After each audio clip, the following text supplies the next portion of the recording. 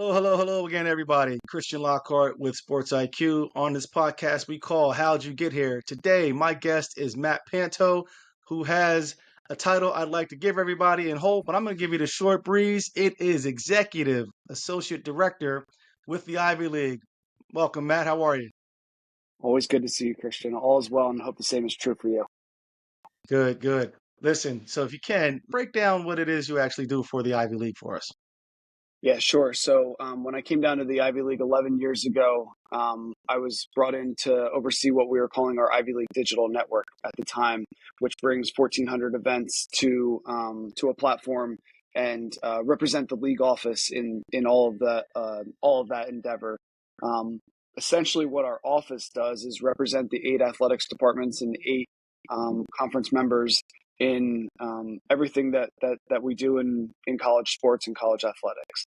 So my specific role is now overseeing our communications department and external relations. External relations includes broadcasting, sponsorship, licensing, merchandising, whatever that might be. We have about 20 events, close to 20 events now that are our postseason championships and tournaments. That takes up a big role of our time. And it's been a fantastic experience so far. Keeps you busy every single day, and every day is different, which you hear a lot in college sports, but it really is what keeps you challenged and what keeps you motivated. That's good stuff. So interacting with all the schools in the Ivy League, right? I'm sure that's a daunting task. So who are the folks or what level of individuals at those schools do you operate with consistently? Yeah, a lot of different constituents, which is what makes it special. We have really, really good people in this league, and the administrators and support staff and coaches, athletics directors are just really, really at their core good people in and out of sports, right? In and out of competition.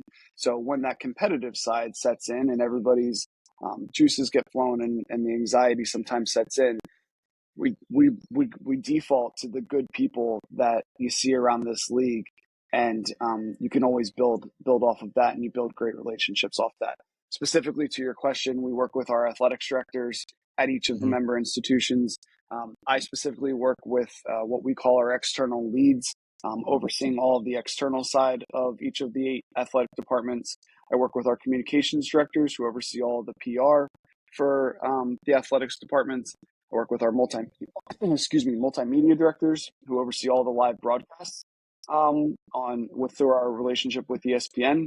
And then I also work with our marketing directors to make sure that we're bringing some league initiatives to their marketing plans and setting them up for success on campus. Nice. So do me a favor, talk about what that internal day looks like to you, right? So maybe of a typical day of operations. So if there's a young person out there who may be interested in pursuing this marketing at this level, right? What does that look like for you? Yeah, so I was at Lafayette College for 7 years.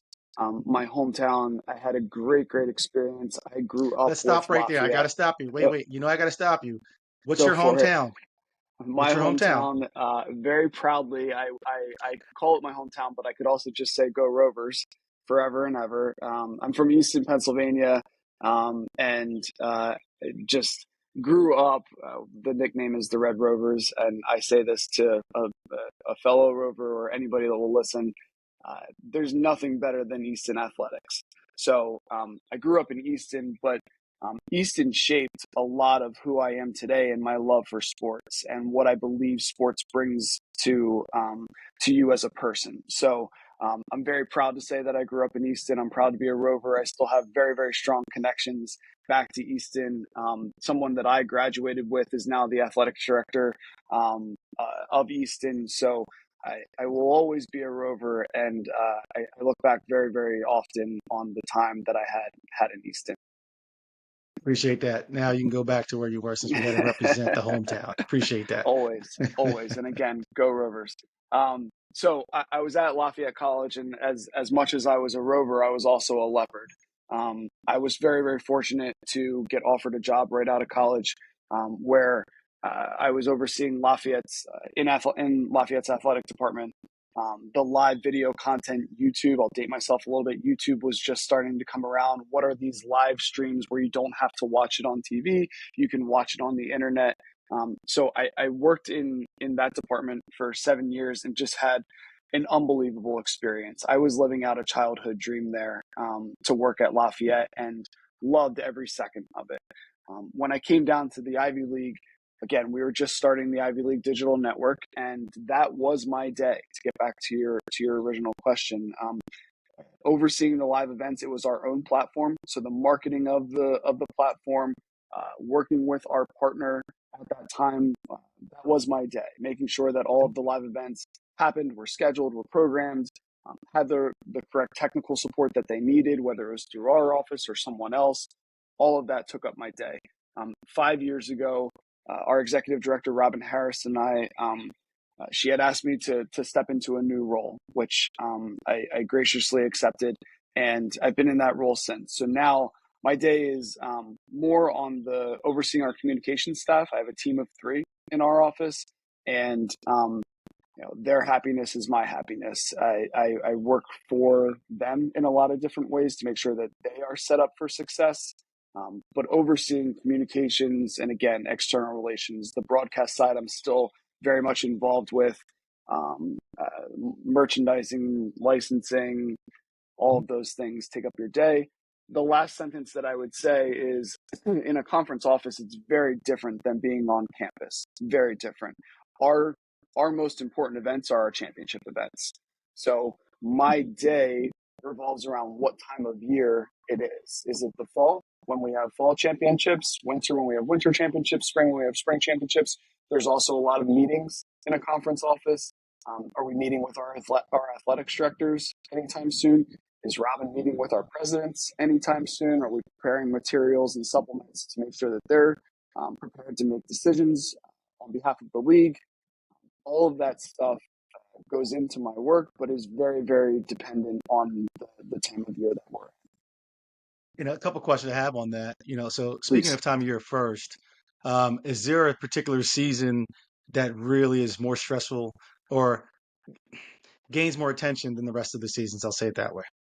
Yeah, we not gains more attention, but the fall is different in a couple of different ways. Number one, we right now don't have a football championship game, which we play a 10-week schedule and then crown our champions at the end of that regular season. Right. Football is still very intensive. Football is everything that you love about the game of football, but we don't have that championship game that is overseen by a conference office like some other conferences do. With that said, we have just added a bunch of new postseason tournaments in the fall: field hockey, volleyball, men's and women's soccer, and we have cross country as well, obviously. So that takes up the fall. To answer your question, the 2 overlap seasons, when you're going from winter to spring, and then the end of the year, we have spring championships coupled with a lot of end of year meetings. What we say is, when you get back in January from a holiday break, you just get ready for the 5-month sprint, because from Hmm. January to May, you really are spending a lot of time on your work. The good news is, like today, summer is right around the corner, and typically summer we can take a little bit of a step back, re-energize, prepare ourselves for the upcoming year, and and be able to have that balance. But in a conference office, January to May is quite the grind, but it's also what we Right. sign up for and love about college sports. So it's Nice. a good And balance. another question that stemmed off that last comment you were making was, interdepartmental relationships sound very important, right? So how do you cultivate those relationships? Yeah, yeah. We spend a lot of time on that, and in my eyes, there's nothing more important, particularly with a 12-person team. We are a small office. This is not a campus athletics department where the numbers, quantity, are just more naturally than Sure. a 12-person staff. So we spend a lot of time talking about cultivating relationships and what does that actually mean, and holding each other accountable on the 12-person team to make sure that we're not drifting off and creating a bad culture within the office. The team that we most closely work with in our office is our championships and sport administration team. We also have a great compliance staff. We have a one-person business office that plays a role in every single thing that we do. And then we also have Robin, our executive director, and Carolyn, our deputy executive director, who are very hands-on in our office culture. So I'm part of a senior team that is headed up by the department heads and Robin and Carolyn. We meet weekly and we spend a lot of time on every call talking about office culture. How's everyone doing? How's everyone feeling? It's why I'm still at the Ivy League office, because we deeply care. We know what we sign up for when we work in college sports, but that doesn't mean that you don't care any less, certainly about the people, but also their professional life and where they're headed and where they want to head. So I'm very, very lucky to work in an office that values the culture, values the work-life balance, and values where we're trying to head as professionals to make it all work. So leaving Lafayette, was it directly to the Ivy League? It was directly to the Ivy League. I'm at home today, so I'm hoping that my wife can hear this. My wife and I reconnected in my 7th year at Lafayette, and she was down in Philadelphia at the time, and I knew that I had one shot to make this work. So after we had dated for a little bit, I started looking at jobs, whether it was down in Philadelphia. Honestly, if I'm being truthful, I was open to getting out of college sports. This was more important than my job at the time, and I wanted to make sure that that we ended up obviously together. And we dated quote unquote long distance, about an hour and a half for a little bit. But I knew that I was open to coming down towards Philadelphia. So when the Ivy League office position opened, it gave me an opportunity to candidly have my dreams on my personal side come true, but also stay in college sports.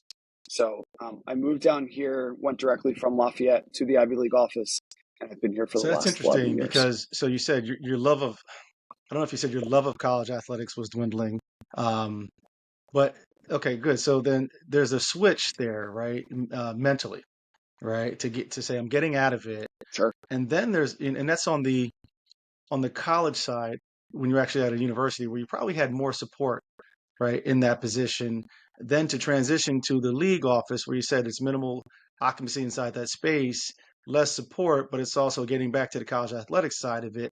What was your journey like mentally with that, right? How did you, and I'm sure you had some challenges to get over. So talk through that.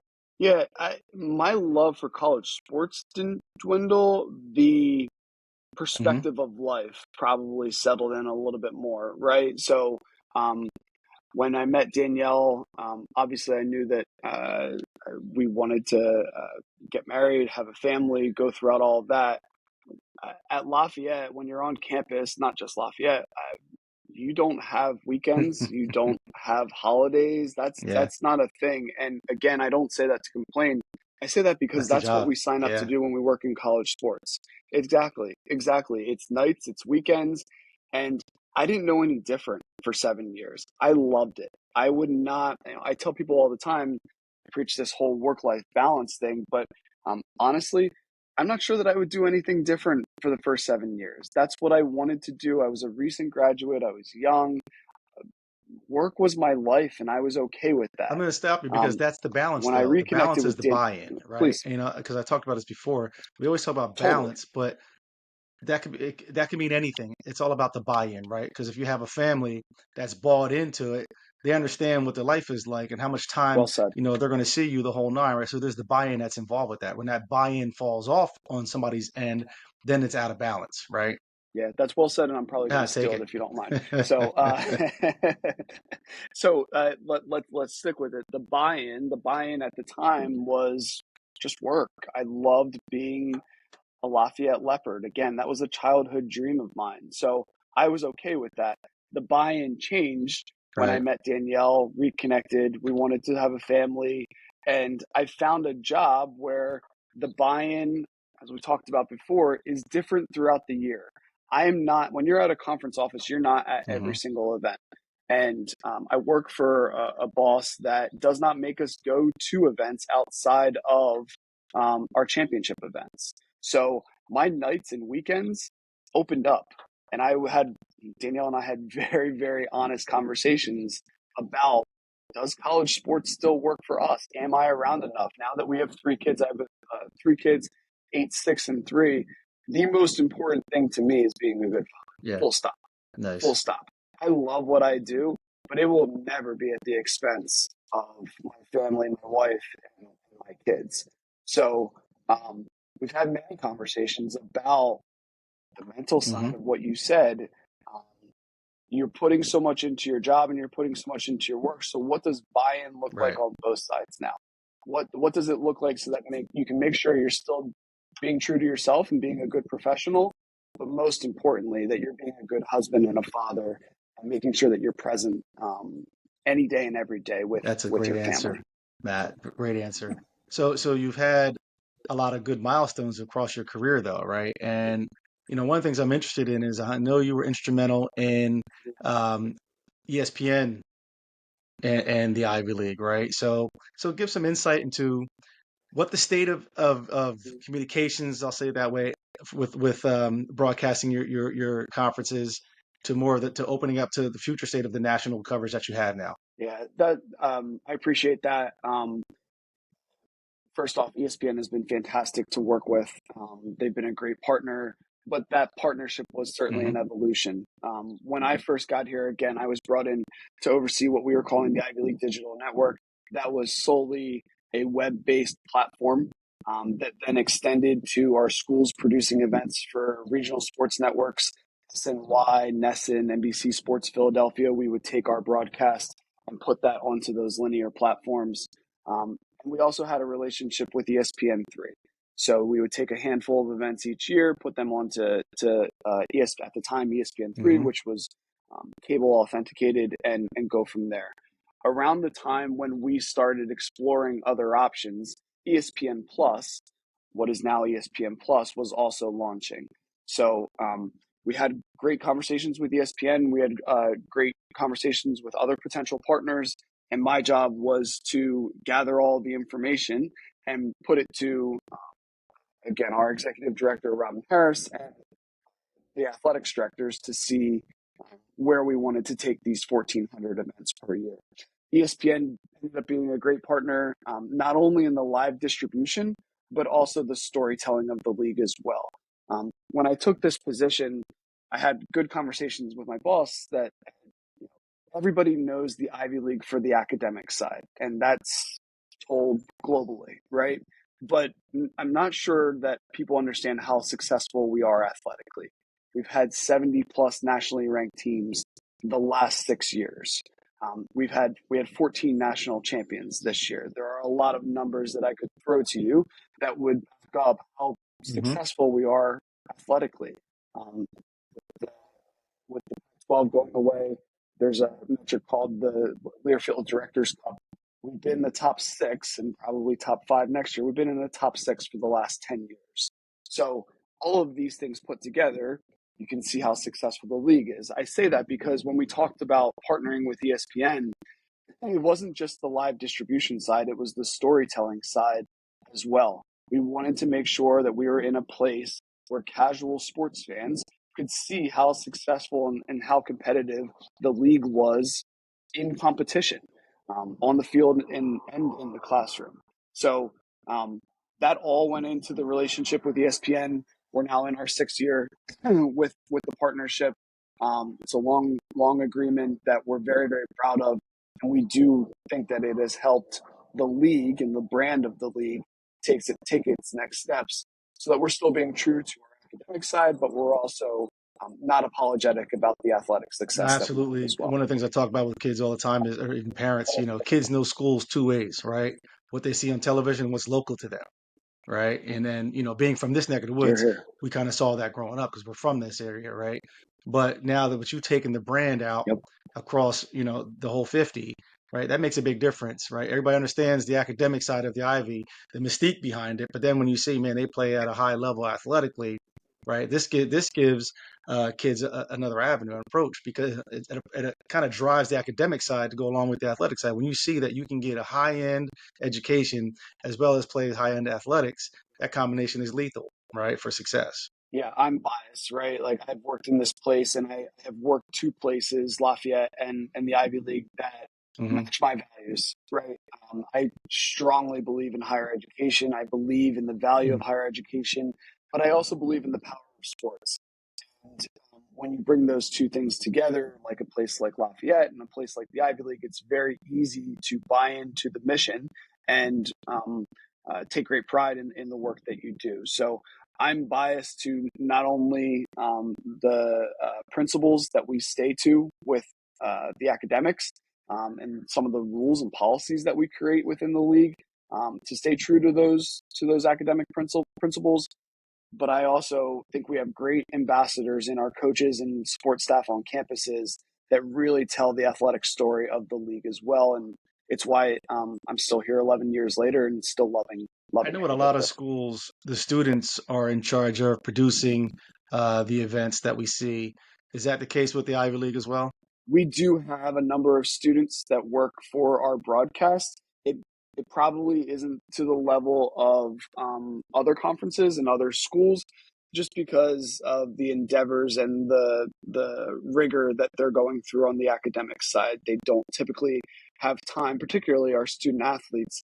They don't have time to spend all the time that they need devoted to their academics, play a Division 1 competitive, highly intensive sport, and also do let's call it side gigs on the side. That's something that we don't see as much. With that said, each of our 8 campuses handles their broadcast very, very differently. The majority of them, yes, use freelance staff. Some use students. Others have good built-in multimedia departments where they're leaning on some of the full-time people more so. So um, the short answer is probably yes, but in a varying degree based on each of the eight So let me ask you. campuses. So if there's freelance staff involved, right? So there's some. I treat that as a contractor in a sense, right? And so who manages that component? Mhm. Is that the school that does that? Is that the Ivy League, or is it the Ivy League set the um, I don't know, the guidelines with which you'd like to see the production come into play, or is that something that's campus based strictly? Yeah, there's a lot there. So ESPN sets standards, right? So my job is to make sure that I'm the conduit between the schools Hmm. producing the events and our ESPN partners. So that's my role. Um, a lot of the staffing, particularly for regular season events, if not all for regular season events, falls on the school. There's a multimedia department at each school. They are doing the day-to-day work of each production. So on any given Saturday, they could have 5, 7, sometimes 10 productions within a day to make sure that each sport is being broadcast. That all falls on them, and we have incredibly talented people that we would call our multimedia directors and their team on each campus producing them. We play a little bit more of an active role with our championships. We do some ancillary programming with our championships. So at our basketball tournament, we have something called Live from Ivy Madness. We are live on ESPN Plus for all of the shoot arounds, for the pregame of the championship, for the postgame of the championship. We're probably a little bit more involved in that. But a lot of that good work is still being done by the institutions. And again, my role is to play that conduit between the schools, serving them, and then making sure that we're being true to our ESPN partnership as well. How valuable is creativity in your position?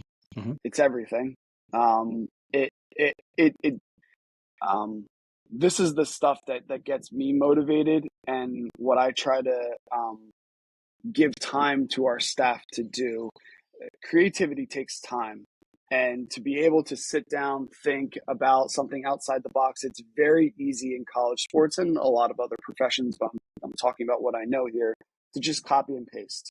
This is what I do 2 days before a game. This is what I do 3 days before an event. This is what I do the day before. This is what I do the day of. This is what I do after. Rinse and repeat. It's very, very easy to fall into that grind once you're into the academic year. What we talk about in our office is that creativity takes time, but it also takes motivation. You have to be able to be enjoying your job to not fall into that rinse and repeat cycle. So being creative is the most important thing to me because it Mm-hmm. keeps you energized, it keeps you motivated, it keeps you proud of your work, it keeps you wanting to achieve more, not just for the league, but for yourself and to become a better professional. So I truly believe that creativity, innovative work is impossible to do all the time, but critically important to make sure that you are finding checkpoints along an academic year to really take your work to the next level because of the self-pride that it brings back to That's good yourself. stuff. So brainstorming is a large part of creativity, right? So how do you get your staff to engage in that process? Uh, I don't take this sentence lightly, but I hope by being myself, I hope that I'm a manager that just has complete Hmm. trust in my team. And I hope that I'm giving them the creative freedom to fail and to succeed. I everybody would say that they don't micromanage. I Hmm. hope I don't, but I hope that I'm doing enough to stay connected to make sure that they feel supported. So when you talk about brainstorming, a lot of it is personal brainstorming. I want them to be the expert in their craft, whether that's we all in at least the communications world, they have assigned sports, so someone on my team oversees football. And there's nobody better than that person to know what works for Ivy League football and the storytelling of Ivy League football than that person. So I want that person brainstorming, in this case, on his own.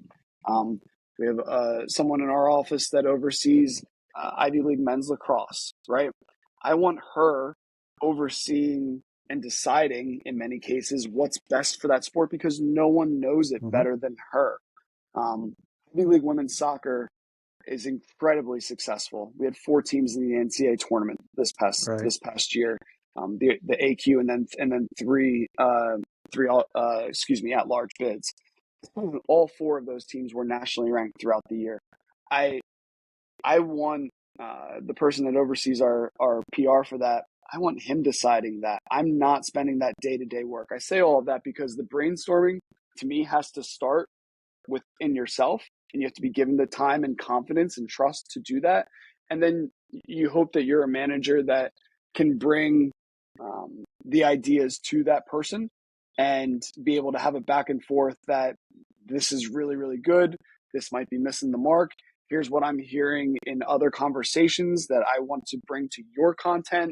All of that falls into it. And to me, that starts with just having a really, really strong relationship with your coworkers, being part of a communications team in my case that is built on trust, sharing, not overly critical of people's work. We work in a very, very gray area. Do I do a graphic for this? Do I do a video for this? Do I do a strong feature for this? All of that is instinct, and to have the trust in your teammates to me leads to the brainstorming, leads to the creativity, leads to the innovativeness, and honestly leads to that work-life balance that we hope that we're bringing back to our Yeah, a jobs. lot of layers to that response, which I love. I appreciate, because one of the things is, you have to trust the folks that they're going to do what's best for themselves and for the business, right? There's the component of, I don't expect you to be perfect, but I want you to know that I believe that you're the expert at what you do, Yeah. right? Because when you're the expert at what you do, you're going to overlap. What you do overlaps with what someone else does, who should be the expert of their particular area too. And that overlap is where the collaboration really happens, right? And so talk about that collaborative effort, right? And how you for your team. Let's talk about that part, right? So how do you coach somebody to understand that collaborative piece and how to engage and get through that? Yeah, to me, it starts in the interview process. And we are very, very honest in the interview process that we are hiring well rounded people. If you are a great graphic designer, but you cannot write a release or write a feature or prepare a strong statement on behalf of the league, that is fantastic for your graphic design skills, but that's not the way that we're Mm. structured in our office. Being very transparent during the interview process is important to me. Um, and then setting expectations, absolutely, but giving clear guidelines and then letting go. We have, for new hires, one-page documents on what we do, what we don't do, when we do it, why we do it. All of that is built out through trust with coaches, athletics directors, our executive director, our deputy executive director. Those principles and those guidelines are in there for a reason. A, for the betterment of the league, right? To make sure that we're doing our jobs and being true to putting our best foot forward for the league, but also giving in this case, my team, our professionals, the best chance to succeed.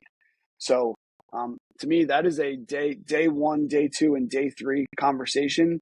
That here are the guidelines, here are the rules. I will answer any and all questions between now and then, but you get freedom with me, for better or worse, pretty quickly.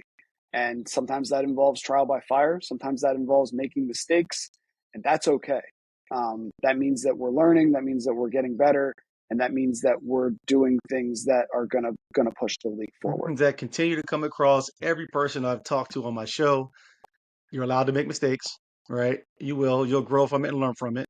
But the big thing to that is make sure you hold yourself accountable too. It's okay to make mistakes, but just own up to it if you do, so you can learn from it. There's no pointing the fingers here. Now there are places that do that, right? That's why I talk about environment is important too. And then George Yeah. Bright. I don't know if you watched his episode, but he says sometimes we all got to swim upstream, right? The Jill Scott lyric, and that's kind of what you're touching on too. But you're going to swim upstream, but you're also going to be supported, right? We won't let you drown. So that's critical, man. I love how everyone seems to see that, right? And all you guys that are continue to progress across your career and reach certain levels understand that, and you're preaching that, which is awesome, and I love that. So, I don't want to miss anything too. So, what other key initiatives have you been a part of? Because I think it's important to highlight your successes too. So people who watch the show, again, this is for anyone, any child, right? It's educational for anyone, and for people who may be changing careers. Like, so, what are key initiatives that you're proud of that you've accomplished over your career? Um, I've been given the opportunity to see past what I was used to be honest. And um, if we're being Hmm. fully transparent here, I'm not sure that I ever envisioned myself as leading a communications team, leading a PR team. I love, and I still do, the broadcast side of college sports. Go through that list. Um, that's the part that I thought that I would be a part of for a really, really long time. When our executive director gave me this opportunity, that has probably balanced out a little bit between PR, broadcast, but it's allowed me to open up other doors. Leading the sponsorship of the league in partnership with our partners at JMI. That's been Nice. awesome. I've enjoyed that a lot. It has challenged me to get up to speed and understand what goes into that world and the challenges that are involved in that world. The importance of trademark and protecting a league's Yeah. brand, right? Licensing, merchandising, the balance of revenue generation versus staying true to your principles and doing things the right way. This position asks so Hmm. much, but I would not change that for anything. And it has opened up other challenges. The second part to that is probably a little bit more personal, but it's I didn't take on the role for the personal, I guess, accolades that come with it. I was recently named to the College Sports Administrator Executive Board of Directors, and I seeked out that role um, because I believe in what communicators do across college sports. And organization, particularly college sports communicators, has taken a very, very quick evolution in the last couple of years, into advocating for and empowering communicators in college sports. So um, I would encourage younger professionals or others, seek out the opportunities that you feel advance your career. That's Hmm. important, right? Absolutely. But also that you take great pride in and that you believe in furthers the next generation. Um, College Sports Communicators is doing that, and I wanted to be more and more involved. Whether it was on an executive board, served on their D1 cabinet, served in some programming.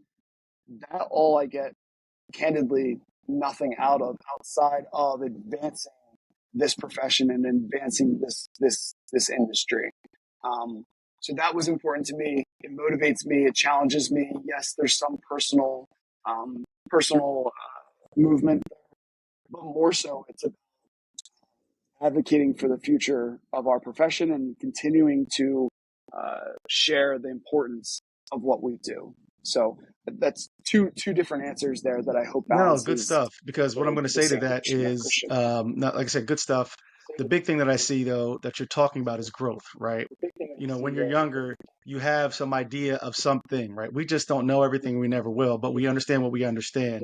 And so you jumped in and you grew after you got into somewhere, right? You didn't stop your feet from moving, right? You kept paddling and stepping forward. And what that did, that gave you, you saw opportunities that came from that versus I talk a lot about, we see things a lot of times. A lot of people will, we understand the negative outcome of situations, right? Because we've seen the negative outcome, but what we don't know is if we only focus on that negative outcome, we're missing the point of all the limitless opportunities that are happening if we actually just look outward versus looking down what could happen. Let's talk about what may happen if we go this direction, right? And so you did that, and that's what growth is all about. And then, you started to expand your role and your exposure, right? Because that's what happened when you start getting into these other councils and committees you're talking about. Um, you're doing it to drive, right, the initiatives that you're involved in. But what you're gaining from that personally is Sure. exposure to other minds, right, and others' experiences, right? And so Mhm. that starts to fold into So you. So talk about how that affects you. I'm fortunate to the biggest difference that I would say working from campus to conference when you're talking about my personal growth and personal profession is that at a conference office, I spend most of my time talking to other PR professionals and communications professionals at our schools and nationally. When I was on campus, and there's nothing wrong with this, I'm talking with our coaches because I'm representing their brand, right? So part of the job, no disrespect to our coaches, I worked with a ton of great coaches at Lafayette and still do it at the Ivy League. But most of my day is not dealing directly with coaches. It's dealing with our team, which are all PR professionals. And it's also dealing with the other PR professionals and communications professionals at the schools and nationally. So growing that way and having those direct conversations over and over again and having that be more part of my daily life allowed me to grow and allowed me to hear different perspective from like-minded people that share the passion, that same passion for the broadcast world, the sponsorship world, or the PR and communications world as well. The You very very eloquently said a great summary there in between questions. The other thing that I'd add to that is don't be afraid to take risks. I was in a fifth grade Spanish class one year, and I had to get up, and the assignment was essentially to stand in front of the class and give one sentence of a sentence in Mhm. Spanish, and I ended up doing about 2 minutes, and I probably butchered 20% of it, but the other 80%, let's call it, wasn't bad.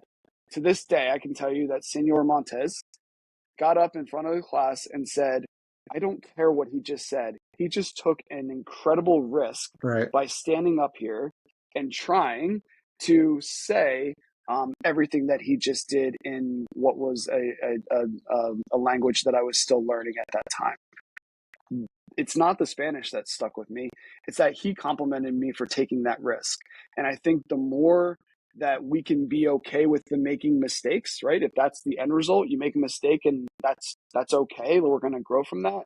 It allows us to be creative, be innovative, take more risks, and that allows us all to push forward. So again, it's a yes, it's a personal growth, but I think being comfortable taking Hmm. risks and knowing that that is ultimately going to push you forward, whether you fail or succeed, I think is something that was instilled in me from fifth grade on, and certainly by my parents, but also still gives me the confidence today to step outside the box and try things different, and don't do things as cookie cutter as that safety net might feel. Absolutely. There's a quote that I say daily, right?